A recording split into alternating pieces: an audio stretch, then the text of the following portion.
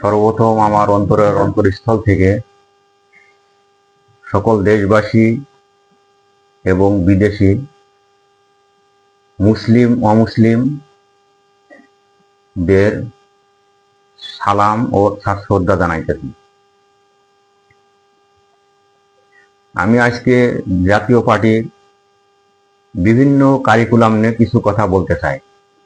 জাতীয় party GM কাদের ভাই বলতে চাচ্ছেন যে তারা এবং আওয়ামী লীগ ছাড়া রাজনীতিতে কোনো পরিপূর্ণতা আসবে না, এবং সামনে যদি কোনো নির্বাচন হয় সেই নির্বাচনে যদি তারা যুক্ত না হয় বা যুক্ত হতে না দেওয়া হয় তাহলে সেই নির্বাচন অপূর্ণতা থাকবে এবং ওই নির্বাচন কোনো সময় কোনো ক্ষেত্রে গ্রহণযোগ্যতা পাবে না।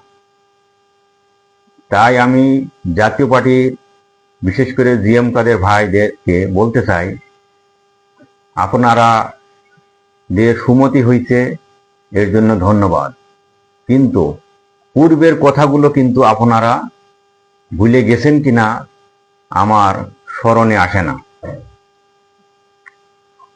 ওই পূর্বের নির্বাচনগুলিতে যদি আপনারা যুক্ত না হতেন আজকে কিন্তু এই কথাগুলো আসতো না এবং আপনাদের কথা একটা গ্রহণযোগ্যতা পাইত, কিন্তু সেই গ্রহণযোগ্যতা পাইতেছে না।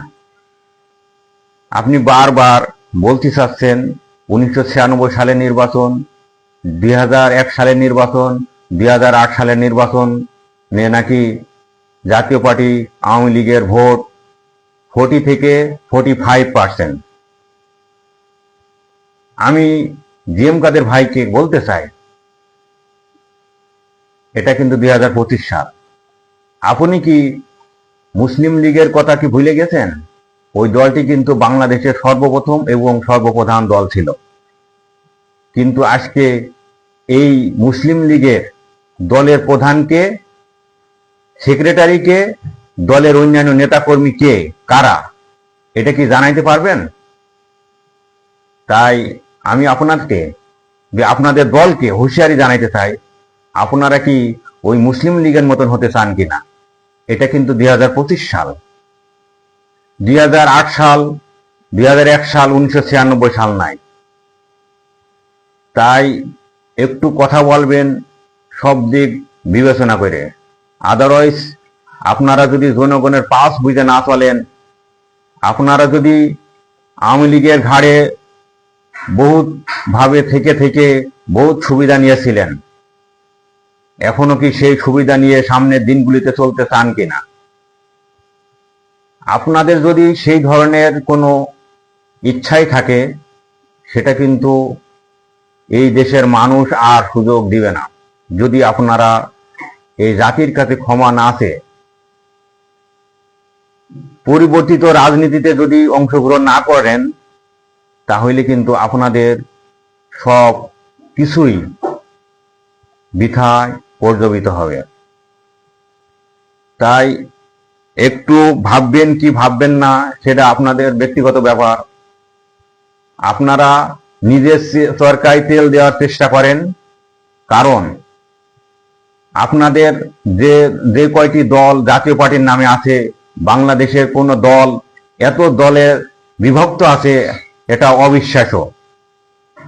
ইদানিং দেখছি 4 খলিফা, ব্যারিস্টার আনিসুল ইসলাম মাহমুদ, ABM রুহুল আমিন হাওলাদার, কাজী ফিজর রশিদ, মুজিবুল হক টুন্নু, এরাও কিন্তু একটা নতুন দল খুলছে।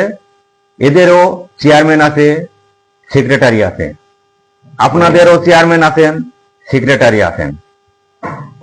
আন্দালির রহমান পার্থর চেয়ারম্যান আছেন, সেক্রেটারি আছে। বিজেপি আনোয়ার হোসেন মঞ্জুর দলে সেখানে চেয়ারম্যান আছে, সেক্রেটারি আছে। শওকত হাসান নীলু নামে আরেকটা লোক আছে, তারও নাকি জাতীয় পার্টি। তাই আপনারা বহুত হয়েছে, নিজের ঘর সামলানোর চেষ্টা করেন। আপনার ভাবির কিন্তু ইদানিং আর দেখা যায় না শেখ হাসিনার সাথে দেখা করার জন্য। তাই আপনার ভাবির আপনারা যদি একটু খোঁজ দিতেন, আমরা একটু দেখা করে আসতাম, কি অবস্থা কি, যদি অসুস্থ হয় তাহলে কিছু উপঢৌকন নিয়ে দেখতে যাইতাম। আপনি জিএম কাদের আপনার ভাবির সাথে কি এই 5ই আগস্টের পরে দেখা করছেন কিনা, যদি করে থাকেন তার শারীরিক ও মানসিক অবস্থাটা কি যদি জানাইতেন, দেশ ও জাতি কিন্তু খুশি হইত। আর আপনার একটা তালাক দেওয়া মহিলা আছে বিদিশা, তার খোঁজও কি আপনারা দিতে পারবেন কিনা? এই সমস্ত লোকদের আমরা খুঁজতে চাই এবং দেখতে চাই। আর জিএম কাদের ভাই, আপনাদের কাছে আর শেষ প্রশ্ন হচ্ছে, আপনারা যখন ক্ষমতায় ছিলেন ইদানিং দেখি প্রতি মাসে মাসে মিটিং করতেছেন এবং মানুষকে বুঝাইতেছেন জাতীয় পার্টি অনেক শক্তিশালী। শক্তিশালী তো হওয়ারই কথা, কারণ আপনাদের কিন্তু বিরাদার একটা রয়েই গেছেন, সেই পরকীয়া বিরাদার বা ভাই বোন, সেটা হচ্ছে আওয়ামী লীগ ফ্যাসিবাদ। তারা কিন্তু আপনাদেরকে উস্কে দিচ্ছে যে আপনারা সামনের সারিতে থাকবেন, আপনাদের পেছনে তারা আছে, কিন্তু শেষ পর্যন্ত আপনারা তাদেরকে খুঁজে পাবেন কিনা বা আপনাদের সুবিধা পূর্বে নিয়েছেন বলে সামনের দিনগুলিতে পাইবেন, সে আশাই কিন্তু ঘুরে বালে। তাই সামনের দিনগুলিতে আমি আশা করি আপনি জাতীয় পার্টির ভিতরে একটা হলো ভালো মানুষ, তাই একটু সতর্কভাবে চলার চেষ্টা করেন। 2025 সাল একটা, সামনে আর 26 সাল আইতেছে, পিছনের দিনগুলিকে ভুলে যান। সামনের দিনগুলিতে নির্বাচন বা রাজনীতির দেশের মানুষ যেটা বোঝে সেই অনুযায়ী চলার চেষ্টা করবেন। দেশের মানুষের কাছে ক্ষমা চান বারবার, একবার না পারলে দেখো শতবার। আদারওয়াইজ আপনাদের কিন্তু এই দেশ জাতি ক্ষমা করবে না, কারণ আপনারা নিজের বুঝ নিজেই বুঝেন না, তারা অন্যটা কিভাবে বুঝবেন? নিজের দল সামলাতে পারেন না, নিজের দলের লোকগুলোকে ঠিক রাখতে পারেন না, আপনার ভাবিকে ঠিক রাখতে পারেন না, তাহলে আপনারা রাজনীতি করবেন কিভাবে?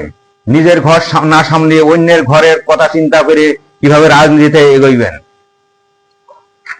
সর্বশেষ আমার চ্যানেলে যুক্ত, বিশেষ করে যারা আমাকে বিভিন্ন রকম ভাবে এই অনুষ্ঠানকে মহিমান্বিত করেন, তাদেরকে ধন্যবাদ জানাই। সাথে সাথে এদেশের সকল মানুষের সুস্বাস্থ্য কামনা করি। সাথে সাথে জাতীয় পার্টির আর আওয়ামী লীগের ভাইদের সুমতি হোক, এদেশের মানুষের পাস বুঝুক, সেই অনুযায়ী তারা রাজনীতিতে এগোবে। দীর্ঘ 15 বছর পরে তারা রাজনীতি আসবে, এটাই আমার প্রত্যাশা। কারণ 15 বছর তারা এদেশের মানুষের যে রাজনীতির শিক্ষা দিতে, আমরা সামনের দিনগুলিতে সেই 15 বছর এদেশ শাসন করতে চাই আপনাদের সহযোগিতায়। আর আপনারা যদি সহযোগিতা না করেন সেটাও কিন্তু যায় আসবে না। সামনের দিনগুলিতে এদেশের মানুষ সিদ্ধান্ত নেবে, আপনাদের বাদেই এই দেশ চালাবে, এদেশের শাসন ক্ষমতা নিবে এবং দেখাইতে চাই এদেশের মানুষ কিভাবে দেশকে, মানুষকে ভালোবাসতে হয়, কিভাবে এ দেশকে মহিমান্বিত করতে হয়।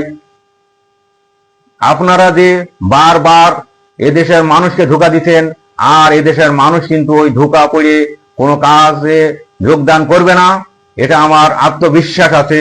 যেমন ভাবে শেখ হাসিনাকে পরাজিত করেছিল বহুত লোক, বহুত ভাই বলছিল একে কেউ পরাজিত করতে পারবে না, কিন্তু সেই দিনটা কিন্তু এসে গেল। সামনের দিনগুলিতে এরা যদি শিক্ষা না নেয় তাহলে এদেশের মানুষ কখনো এদেরকে ছেড়ে দিবে না। সর্বশেষ সকলকে ধন্যবাদ জানিয়ে আমি আমার সংক্ষিপ্ত বক্তব্য শেষ করছি। আসসালামু আলাইকুম।